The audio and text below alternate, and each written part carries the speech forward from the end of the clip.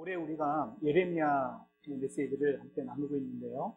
오늘은 예레미야 22장의 메시지를 받을 순서가 됐습니다. 오늘 말씀 제목은 정의와 공의의 영성이다, 이렇게 잡았는데요. 사실은 22장 1절부터 우리 30장까지 다 읽어야 되는데, 이거 다 읽었다가는 설교할 시간이 줄어들 것 같아서 앞에 부분만 읽게 되었는데요. 오늘 본문은 21장 11절부터 시작이 됩니다. 여러분 성경을 잠깐 좀 봐주시겠습니까? 예레미야 21장 11절을 보시면 유다 왕의 집에 대한 야훼의 말을 들으라. 유다 왕의 집에 대한 야훼의 말을 들으라. 그래서 21장 11절 보면은 유다 왕들에 대한 하나님의 말씀이에요. 이거를 왕에 대한 말씀이다, 왕에 대해서 주신 신탁이다, 그렇게 얘기합니다. 여기부터 23장 8절까지가 하나의 왕에 관한 메시지입니다. 그 당시 왕에 대해서 하나님 주신 말씀, 이것이 모아져 있는데요. 이 부분에서 우리는 22장만 좀 보려고 합니다. 22장 1절을 보시면 야훼께서 이와 같이 말씀하시되 너는 유다 왕의 집에 내려가서 거기에서 이 말을 선언하여. 여기 보면 유다 왕의 집에 내려가다. 유다 왕의 집은 궁전이죠. 근데 이것을 궁전 설교다라고도 얘기합니다. 근데 궁전에 내려가다, 그 말은 궁전보다 높은 곳에 있기 때문에 내려가라 그랬죠. 그럼 궁전보다 높은 곳은 성전입니다. 예레미야가 성전에 있다가 하나님의 명령을 받고 궁전으로 내려가서 설교합니다. 여러분은 다 잊으셨겠습니다만 예레미야 7장, 예레미야 성전 설교 했었죠. 2월달이기 때문에 기억이 안 날 텐데요. 그때 7장은 성전 설교, 22장은 궁전 설교가 됩니다. 그리고는 2절을 보시면 이르기를 다윗의 왕 위에 앉은 유다 왕이여, 너와 내 신하와 이 문으로 들어오는 내 백성은 야훼의 말씀을 들을지어다. 여기서 지금 예레미야는 왕에게도 설교하고 있고, 고관들에게도 설교하고 있고, 백성들에게도 설교하고 있습니다. 중요한 것은 그 모두를 향한 설교인데 하필이면 궁전에서 하고 있다라는 얘기입니다.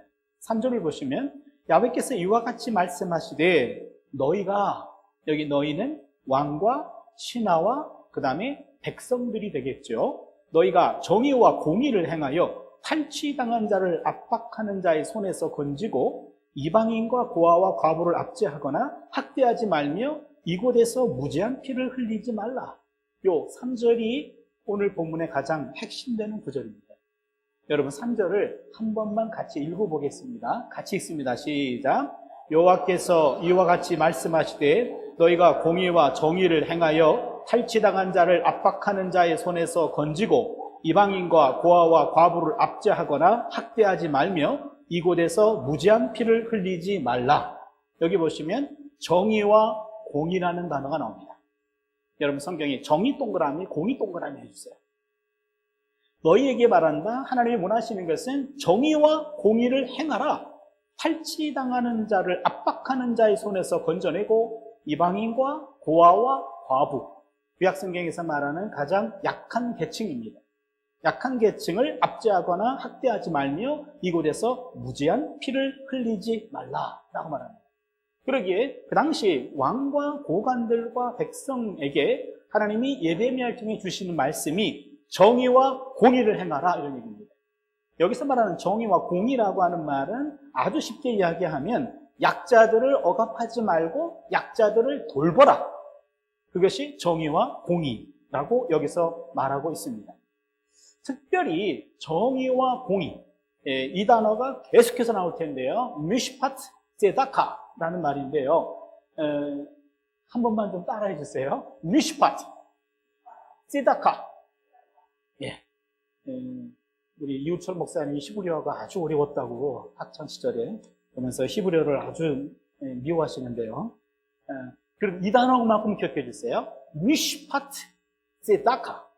미시파트는 정의, 제다카는 공의, 그 말입니다. 정의와 공의.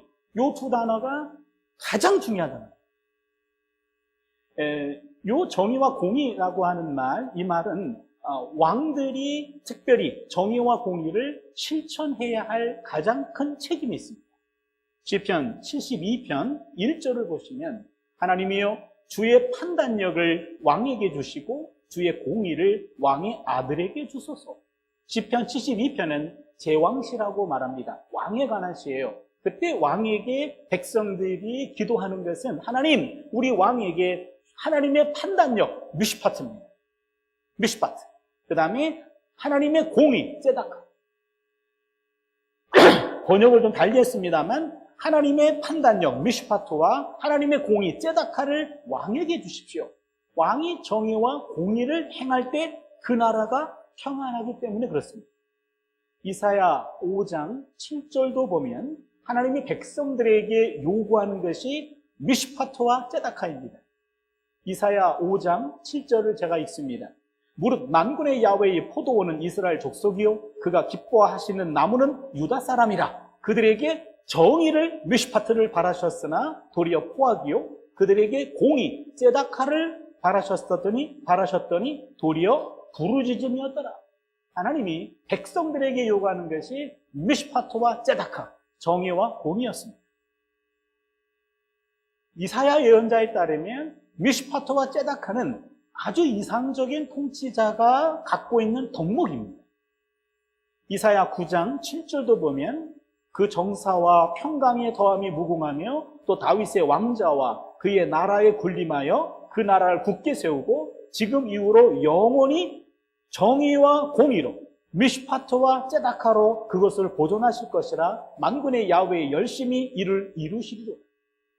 이상적인 통치자 메시아에게 가장 중요한 특성이 바로 미슈파트와 ጼ다카를 행하는 겁니다.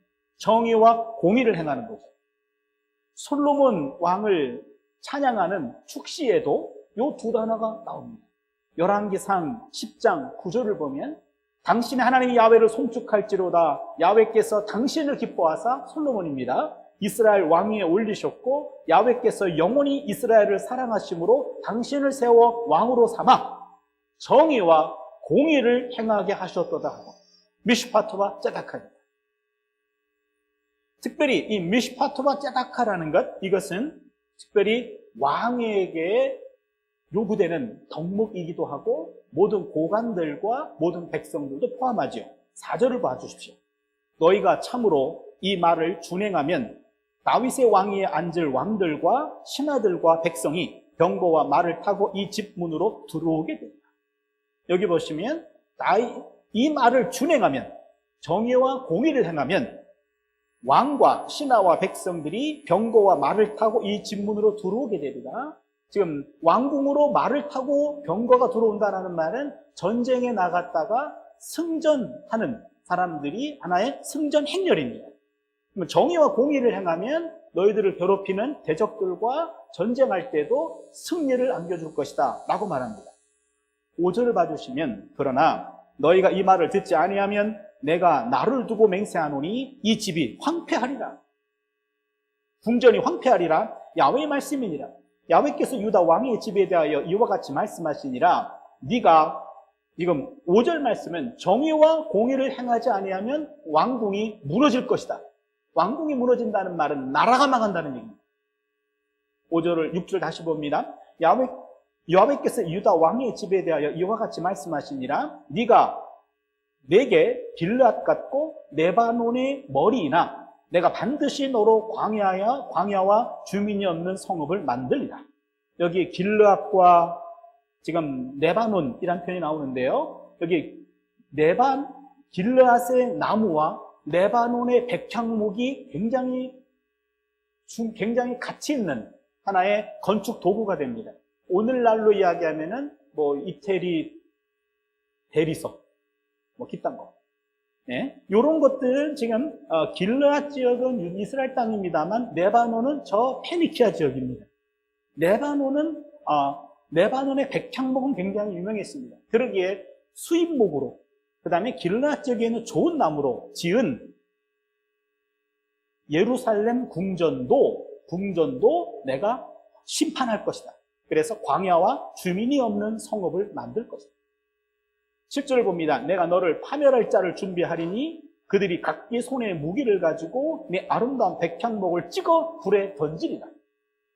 8절 여러 민족들이 이 성읍으로 지나가며 서로 말하기를 야훼가 이 큰 성읍에 이같이 행함은 어찌 됨인고. 예루살렘 성리, 예루살렘 왕궁이 파괴됐다는 얘기입니다.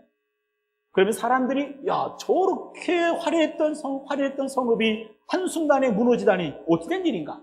그들이 말합니다. 9절을 보시면 그들이 대답하기를, 그러니까 이방 국가 민족들이 말합니다. 이는 그들이 자기 하나님 야훼의 언약을 버리고 다른 신들에게 절하고 그를 섬긴 까닭이라 하셨다 할지니. 이방인들이 더 먼저 알아요. 저들이 망한 것은 하나님의 언약을 버리고 다른 신들을 섬겼기 때문에 그래 라고 말합니다. 그런데 9절에서는요 신앙적인 이유를 들어서 국가 멸망을 이방인들이 설명하는데, 예레미야가 얘기했던 것은 3절이었죠. 정의와 공의를 행하지 않으면 나라가 망한다고 얘기했습니다. 그렇다면 예레미야가 말하는 것은 정의와 공의를 행하지 않는 나라는 망한다. 이방 사람들이 보기에는 바로 하나님과 언약을 어긴 나라는 망한다. 하나님과의 언약, 그 신앙적인 관계는 바로 정의와 공의를 행하는 윤리적인 삶과 하나입니다. 하나님과 언약을 맺은 백성이라고 한다면 하나님이 기뻐하시고 하나님이 원하시는 것을 살아내는 것이 언약적 의무를 지닌 삶이죠. 오늘 우리도 언약 백성입니다. 언약 백성이라고 한다면 하나님이 야 정의와 공의를 행해야 돼. 그래야 나라가 설 수 있어. 라고 얘기하는 메시지를 우리 모두 함께 받을 수 있기를 바랍니다. 그러면서요 오늘 우리가 10절부터 지금 30절까지를 해결해야 되는데 자 고민이 많았습니다. 이걸 어떻게 다 해결할까? 여러분 먼저 10절부터 12절까지 보시면 여호아하스라고 하는 왕에 대한 설교입니다. 여호아하스 본문을 봅니다. 10절입니다. 너희는 죽은 자를 위하여 울지 말며 그를 위하여 애통하지 말고 잡혀간 자를 위하여 슬피 울라. 그는 다시 돌아와 그 고국을 보지 못할 것임이니라. 여기서 죽은 자는 요시야 왕을 말합니다. 지금 예레미야가 궁전에서 왕에 대한 설교를 하고 있습니다. 첫 번째 여호아하스에 대한 설교를 하는데 10절을 보시면 죽은 자는 요시야 왕이 609년에 전사합니다. 609년에 요시야 왕이 죽었는데 그를 위하여 애통하지 말고 잡혀간 자를 위하여 슬피 울라. 요 잡혀간 자가 여호아하스입니다. 여호아하스는 바로 유다의 요시야 왕이 이집트 바로에 의해서 전사당하자 백성들이 지지해가지고 세운 왕이 여호아하스입니다. 그런데 느고가 다시 이집트로 돌아가면서 이스라엘 백성들이 세웠던 여호아하스를 이집트로 끌고 갑니다. 폐위시키고 자신들이 이집트 사람들이 원하는 여호야김 왕을 왕으로 세웁니다. 그때 여호아하스가 잠시 왕이었는데 그가 끌려갔는데 그 끌려간 왕을 위해서 울지 말고 지금 죽은 요시야를 위해서 울지 말고 오히려 끌려간 왕을 위해서 울어라. 그렇게 말합니다. 왜냐하면 그가 다시 고국으로 돌아오지 못할 것이다. 11절을 보십시오.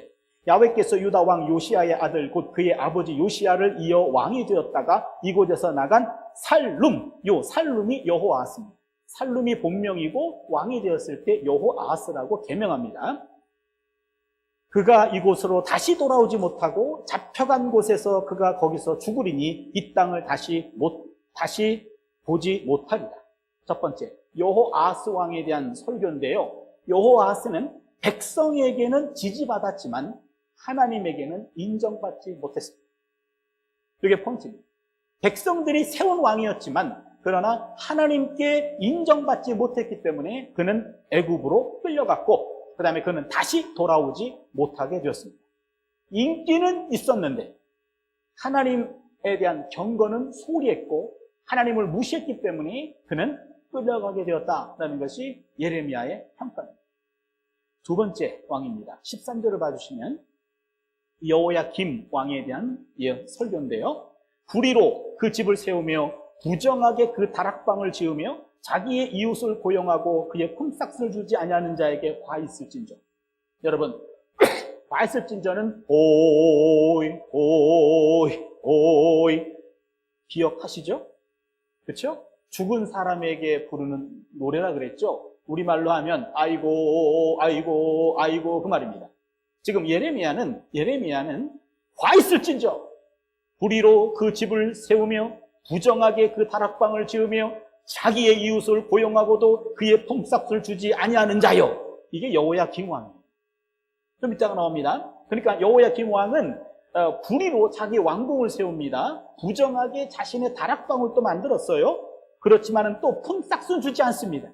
왕의 권력으로 부당하게 노동력을 착취하는 그런 모습을 여기서 예레미야는 비판하고 있고 14절입니다. 그가 이르기를 내가 나를 위하여 그가 이르기를 이 그라는 말은 지금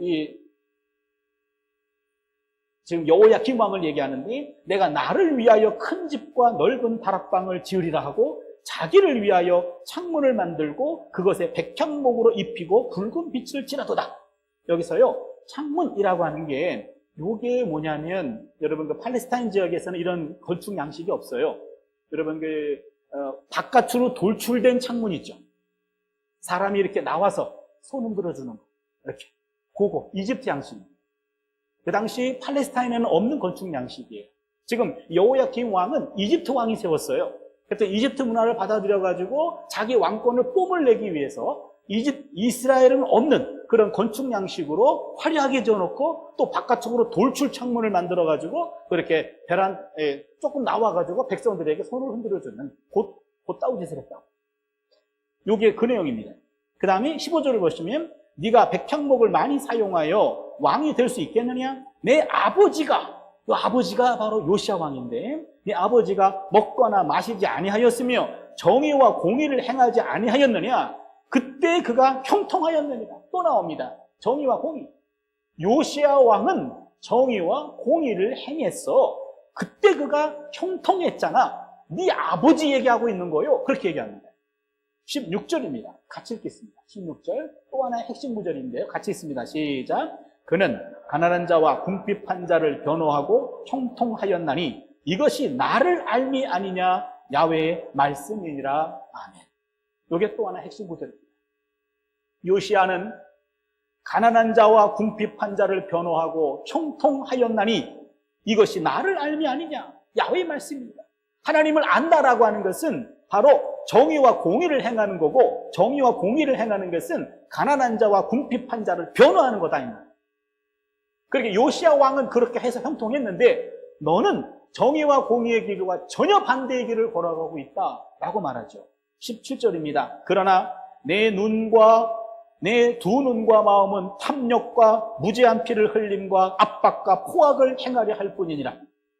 그러므로 18절입니다. 야훼께서 유다의 왕 요시야의 아들 여호야김에 대하여 이와 같이 말씀하시니라. 드디어 여호야김이 나왔습니다. 무리가 그를 위하여 슬프다 내 형제여 슬프다 내 자매여 하며 통곡하지 아니할 것이며 그를 위하여 슬프다 주여 슬프다 그 영광이여 하며 통곡하지도 아니할 것이라. 여기 보면은요 슬프다 이 말이 오이라는 단어입니다. 오이라는 말이 지금 여러분 13절에 와 있을진저 오이 같은 단어예요. 그러기에 요시야 왕이 죽었을 때 백성들이 오이 내 형제여 오이 내 자매여 하며 통곡하지 아니할 것이요 그를 위하여 오이 슬프다 주여 오이 그 영광이여 하며 통곡하지도 아니할 것이라. 그의 죽음에 대해서 백성들이 아무도 통곡하지 않고 그럴 줄 알았어. 그런 식으로 조롱하게 될 것이다 라고 얘기합니다. 19절입니다. 그가 끌려 예루살렘 문 밖에 던져지고 나귀같이 매장함을 당하리라. 죽은 사람이 정당하게 매장되는 것이 예입니다. 그러나 여기서는요 그 사람은 그 시체는 예루살렘 문 밖에 던져지고 동물같이 매장함을 당하리라. 왕이. 그러면은 여호야김 왕은 어떤 평가를 받고 있습니까?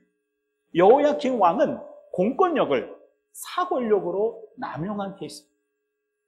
왕으로 주어진 공적인 권력을 가지고 자기 집을 짓기에 바빴고 자기 자기 세력을 과시하려고 바빴고 그것으로 백성들을 고용해서 정당한 임금도 지불하지 않고 그들을 억울하게 했고 그리고 가난하고 힘든 사람들을 억압했던 것, 바로 그것이 여호야김 왕의 잘못이었죠.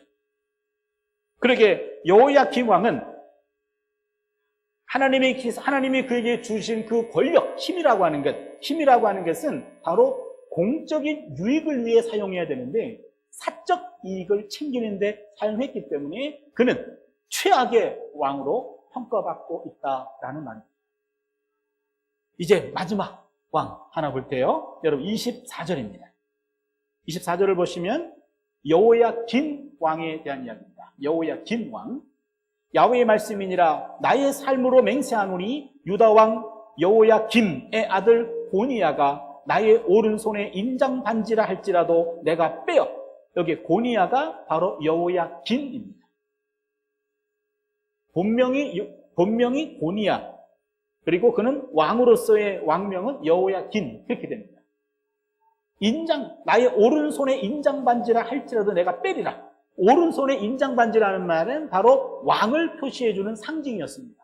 나의 오른손에 인장이요, 이 사람이 왕이요, 그게 여호야긴 왕이었습니다. 그런데 네 생명을 찾는 자의 손과 네가 두려워하는 자의 손, 곧 바벨론의 왕 느부갓네살의 손과 갈대아인의 손에 줄 것이라. 그러나 여호야긴 왕은요, 여호야김이라고 하는 이 사람이 아주 나쁜 왕이었어요. 그래서 10년 동안 했는데 10년 동안 왕권을 행사하고 있었는데 드디어 바벨론이 여호야김 왕을 응징하려고 쳐들어왔는데 여호야김 왕이 돌아가셨어요. 알아서 돌아가셨어요. 그러자 그의 여호야긴 왕, 그의 아들 여호야긴 왕이 왕으로 세워졌는데 왕이 된 지 3개월 10며칠이에요. 그때 느부갓네살이 597년에 응징하려고 왔다가 그 아들을 잡아가는 거예요. 그래서 3개월짜리 왕으로 머문 게 여호야긴 왕이에요. 그리고는 마지막 시드기야 왕을 세워놓고 돌아가게 되죠. 시드기야 왕은 유다의 마지막 왕이었습니다. 아무튼 유다 시드기야 직전에 여호야긴 왕 3개월짜리 왕에게 예레미야가 예언하고 있는 겁니다. 이렇게 말합니다. 내 생명을 찾는 자의 손, 네가 두려워하는 자의 손, 곧 바벨론의 왕 느부갓네살의 손과 갈대아인의 손에 줄 것이라. 내가 너와 너를 낳은 어머니를 너희가 나지 아니한 다른 지방으로 쫓아내리니 너희가 거기서 죽으리라. 바벨론으로, 포로로 끌려간단 말이에요. 여호아하스는 이집트로 끌려갔고 여호야긴 왕은 바벨론으로 끌려갑니다. 그들이 21절입니다.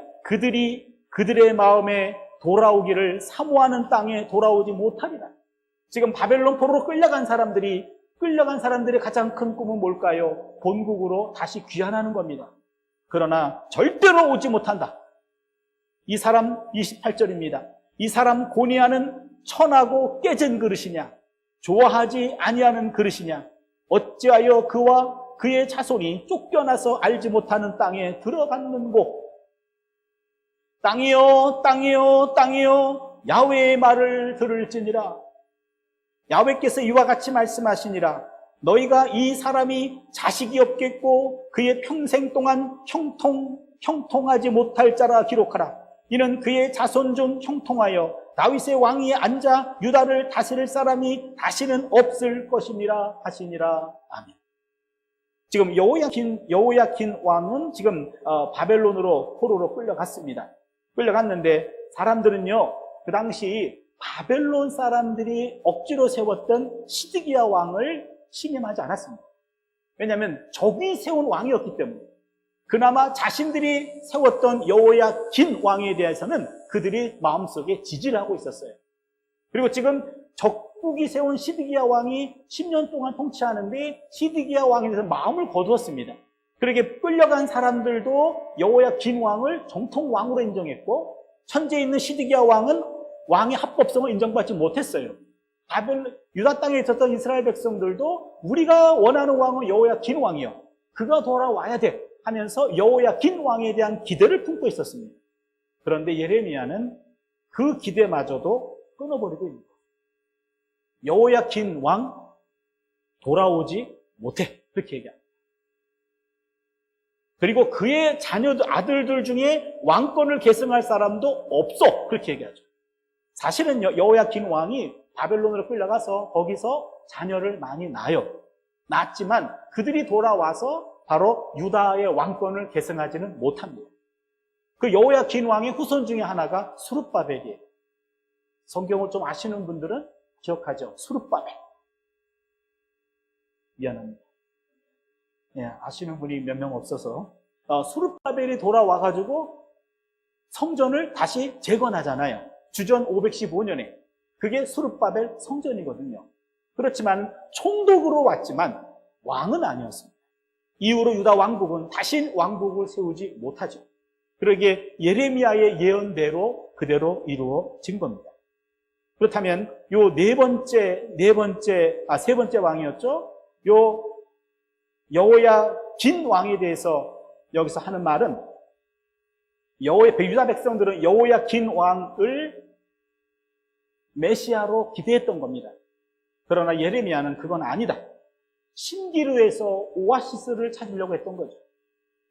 근거 없는 망상 빨리 포기해야 새로운 활로가 열리는 법이죠. 꿈에서 빨리 깨야 현실적인 방안이 모색이 되는 거죠. 우린 지금 예레미야의 궁전 설교를 봤습니다. 궁전 설교에서 세 왕을 얘기했습니다.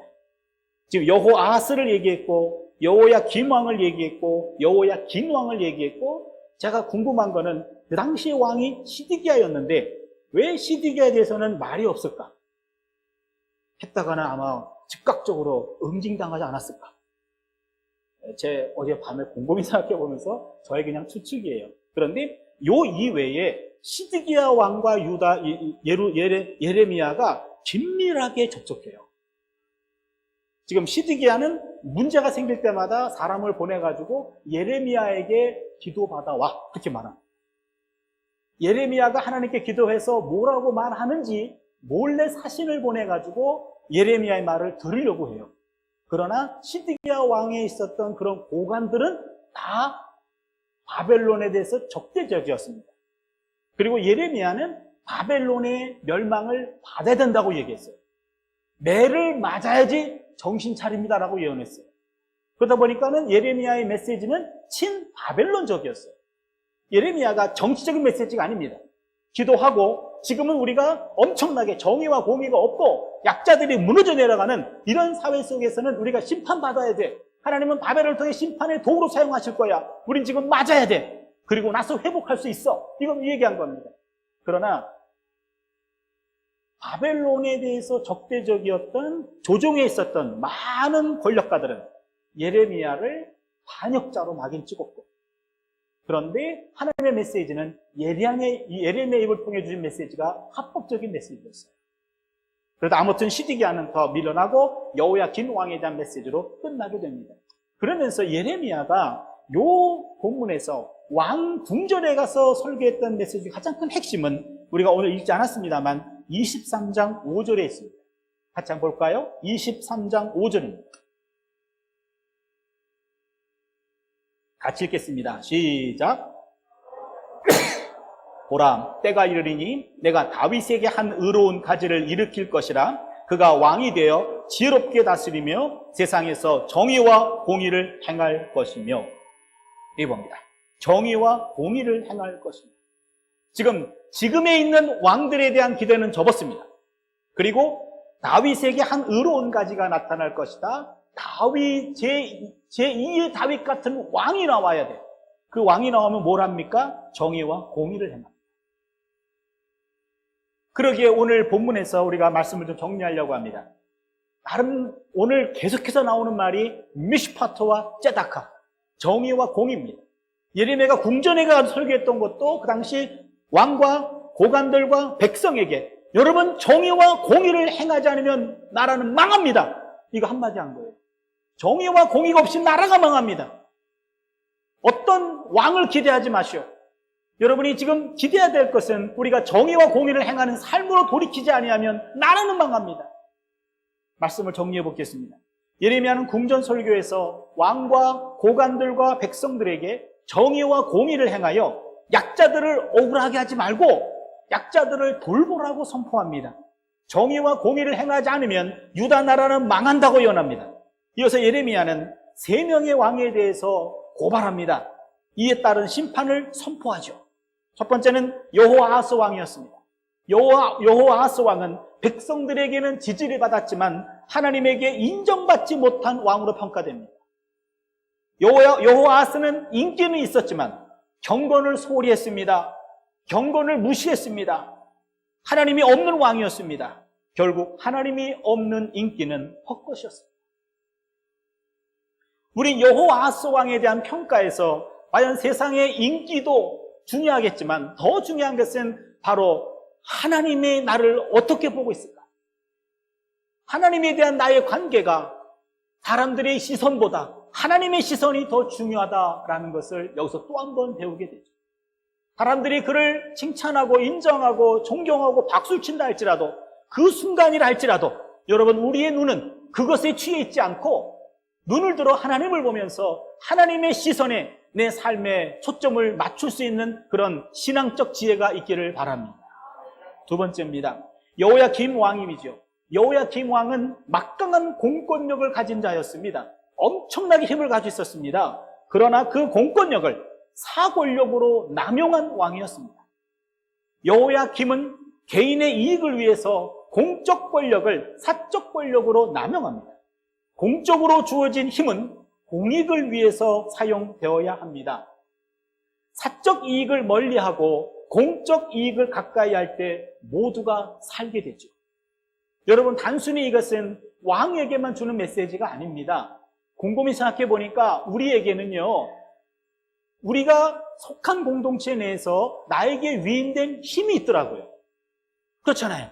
저는 교수가 뭔 힘이 있나 싶었더니 우리 학생들에게는 절대적인 힘이 있더라고요. 특히 학점 매길 때. 그렇잖아요. 너 죽을래 살래 이러면서요. 이러면서 절대적인 권위가 있는데 이런 알고 봤더니 나는 아무런 힘이 없는 소심인 줄 알았더니 가정에서는 또 아빠의 권위가 또 있더라고요. 우리 애들이 늘 맘먹고 나를 무시하는데 그러다 가끔 아빠잖아, 아빠가 그렇게 말했잖아 라고 할 때는 내 말을 인정하는구나, 내가 그렇게 무시만당하는 건 아니구나 싶었어요.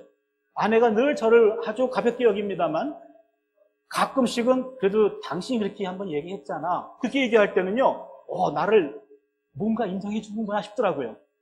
알고 봤더니 내가 인식하지는 못했지만 내가 속한 그런 작은 모임 안에서도 나에게 주어진 위임된 힘이 있더라.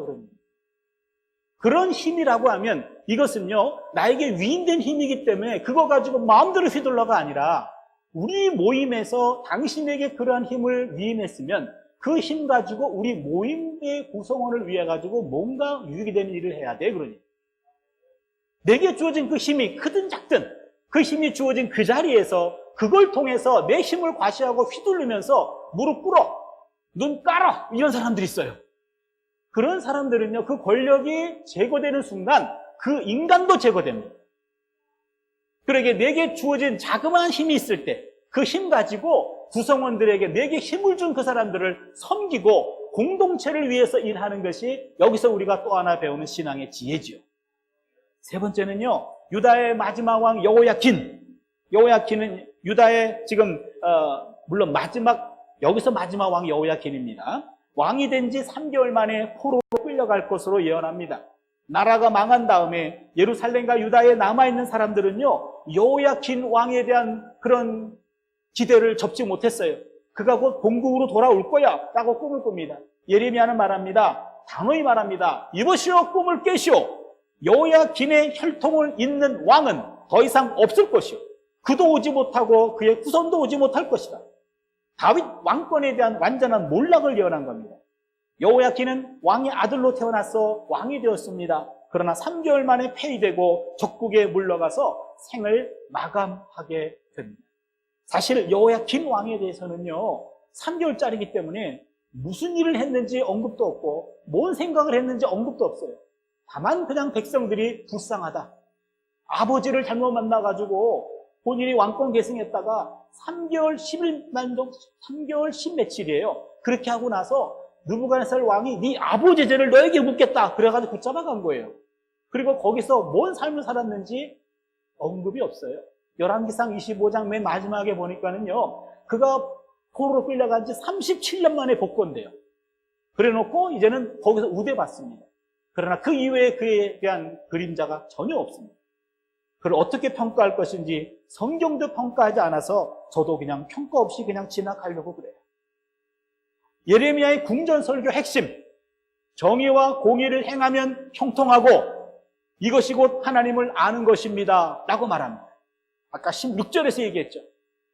여기서 정의와 공의는 이방인과 고아와 과부 같은 약자들을 무시하거나 홀대하거나 무관심하거나 억압하지 않고 오히려 고아와 이방인과 고아와 과부 같은 사람들을 변호하고 돌보는 겁니다. 예레미야는 정의와 공의를 왕과 고관과 백성에게 요구합니다. 정의와 공의는 왕의 가장 중요한 책무이면서 언약 백성의 책무입니다. 하나님은 믿음의 조상 아브라함을 부르신 이유가 그것도 정의와 공의로 열방을 축복하기 위함이에요. 여러분 창세기 한번 성경을 펴주시기 바랍니다. 창세기 18장 18절로 19절입니다. 창세기 18장 18절로 19절입니다.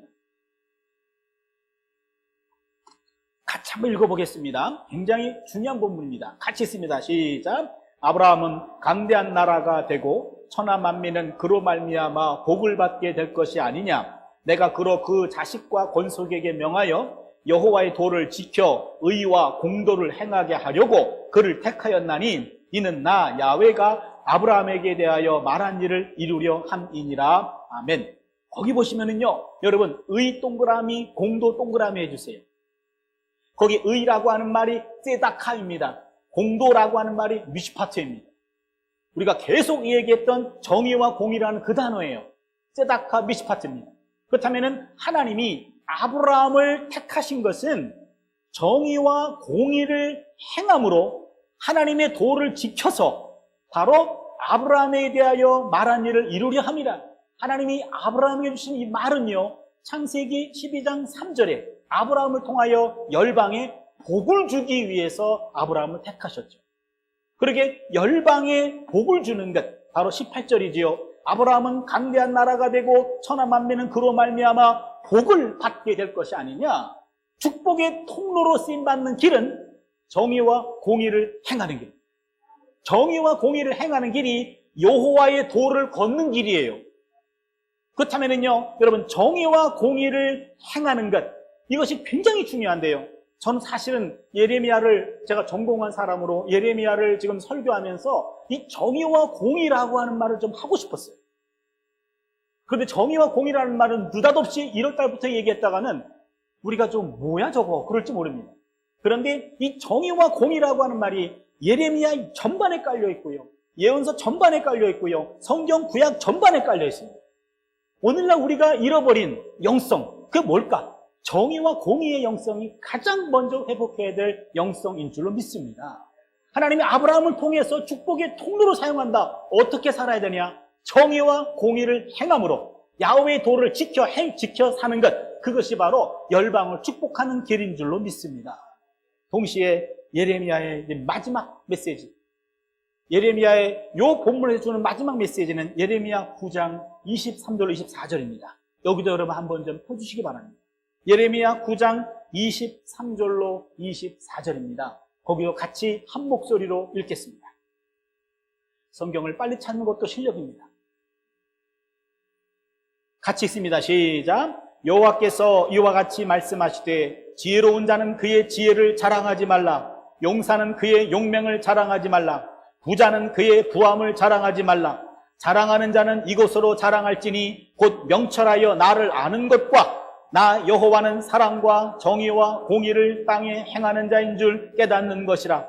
나는 이 일을 기뻐하노라. 여호와의 말씀이니라. 아멘. 여기 보시면은요, 24절에 나는 자랑하는 자는 이것으로 자랑할지니 곧 명철하여 나를 아는 것과, 우리의 지혜와 용맹과 부함을 자랑하지 말고 하나님을 아는 것을 자랑해야 돼요. 하나님을 아는 것은 뭘 얘기합니까? 우리 하나님은 사랑과 정의와 공의를 땅에 행하는 자입니다. 요 사랑이라는 말은 헤세드입니다. 요 정의라고 하는 말은 미시파트입니다. 공의라고 하는 말은 바로 째다카입니다. 또 나왔어요. 정의와 공의입니다. 그러면 하나님은 이 땅에서 헤세드, 사랑과 미시파트, 정의와 째다카, 공의를 행하는 자인 줄을 깨닫는 것이다. 그러니까 우리가 정의와 공의를 행할 때 하나님의 일을 대행하는 겁니다. 하나님은 그 일을 기뻐한다고 얘기하셨습니다. 그러니까 우리가 기억해야 될 것은 하나님을 알고 싶어요. 하나님을 믿고 싶어요. 딴 거 아닙니다. 하나님의 헤세드, 미시파트, 째다카를 우리도 흉내내면서 살아가는 거죠. 하나님의 언약 백성으로서 내가 너를 나의 자녀로 삼아준 것은 내가 이 땅에 원하는 그 길을 너가 걸어가기 위하며 그 길은 헤세드, 미시파트, 째다카입니다. 적어도 예레미야가 말하는 미시파트와 째다카는 내 주변에 있는 약자들을 돌보라는 거예요. 다른 사람이 아니라 먼 데 갈 거 없습니다. 가정 안에서 약자가 있고요. 직장에서 약자가 있고요. 교회에서 약자가 있습니다. 내가 만나는 사람 중에 때로는 그 사람이 때로는 강자였지만 때로는 약자일 수 있어요. 그런 약한 부분들을 바라보면서 그 약자들을 돌보고 세워주는 것, 이 일이 우리가 해야 될 일인 줄 믿습니다. 여러분, 정의와 공의가 무너지면 나라가 무너집니다. 정의와 공의가 세워지면 나라가 부강합니다. 바로 예레미야가 끊임없이 선포했던 이 메시지, 예언자들의 메시지였고요. 우리가 회복해야 할 메시지인 줄로 믿습니다. 기도합니다. 하나님, 오늘 예레미야 예언자를 통해서 궁전에서 그 당시 왕과 고관들과 백성들을 향하여 선포했던 그 메시지, 정의와 공의를 행하지 아니하면 나라는 망합니다. 정의와 공의를 행하면 나라는 부강해집니다. 정의와 공의는 나그네와 고아와 과부와 약자들을 섬기는 겁니다. 하나님 아버지, 우리가 하나님을 닮아가기를 원합니다. 하나님이 기뻐하시는 바를 행하기를 원합니다. 정의와 공의의 길을 걸어가게 하여 주시옵소서. 아멘. 예수님의 이름으로 기도드리옵나이다. 아멘.